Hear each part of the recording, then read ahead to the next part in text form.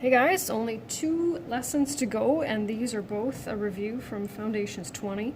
So we're going to be dealing with the sine law today and the cosine law tomorrow. Now normally in Pre-Calc 20 what we would do is we would do a proof of the sine law, as in where does it come from, not just here it is, but just being kind of where we are, I've decided not to bother with that. However, it is in the blank and completed notes if you're interested, so I'm just going to slide over here to where it gives you the law of sines. Let's just, there we go. And then we'll just get right into it. So using the sine law, and we already looked at how to label. So here's our lowercase w. So determine the length of uv to 2 decimal places, and so it can be it can be sine of a over a equals sine b over b, or it can be a over sine a equals b over sine b, which I'm hoping you remember. So I don't think I'm necessarily consistent because of course it doesn't matter. And I normally ask for one step that shows understanding in the solving, and so the way that Mrs. Bowen does it is just how are you calculating w. So w, if we're going to cross multiply, would then equal sine of 52.8 times 4.6 divided by the sine of 68.1, and then it says to 2 decimal places, so w or uv equals 3.95. There we go.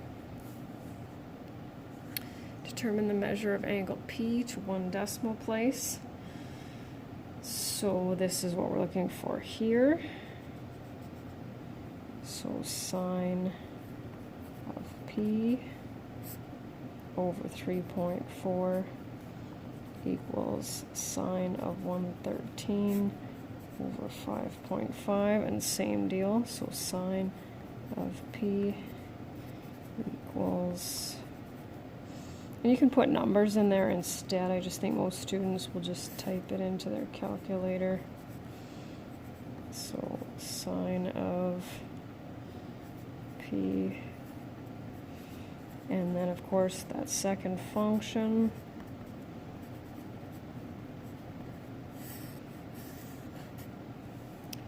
there we go.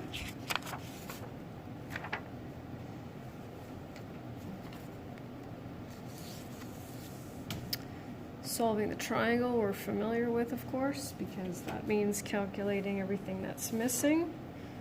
And so we'll just label that. And so we need to find out angle H, angle S, and lowercase s. I'll start with this one first. And now, since I've already seen proof in the first ones that you know what you're doing, we're just going to go right to 4.5 and sine of 60 over 4 equals sine of h over 3.2, and then with that same process, hope I'm not going too quickly,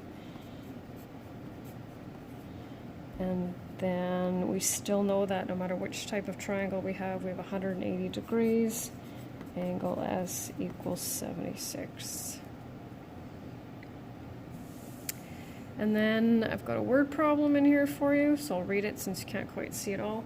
A chandelier is suspended from the ceiling by 2 chains. One chain is 46 centimeters long and forms a 60-degree angle with the ceiling. The other chain is 64 centimeters long. To 1 decimal place, what angle does the longer chain make with the ceiling? So I put the chandelier there. I don't know how good of a drawer you are, but I am not that great of one. And then I'm just going to elaborate my diagram a little bit. Have to have a longer chain in here somewhere, right? So this will be my A and my B. So one chain is 46 centimeters and forms a 60-degree angle. The other one is 64 centimeters. And so my instructions over here say draw a labeled diagram, write a let statement, write an equation, solve, and write a sentence. So I'm going to say let B equal the angle between long chain and ceiling.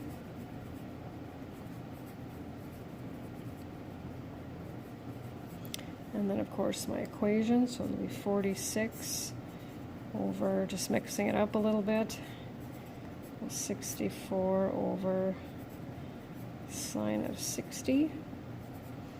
So sine B will be, right, just with that cross multiplication.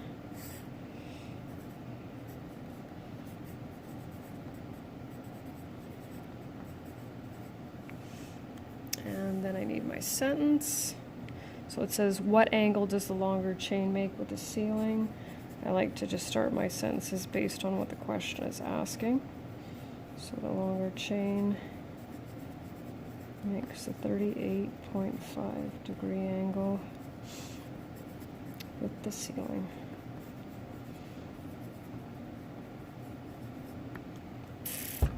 All done.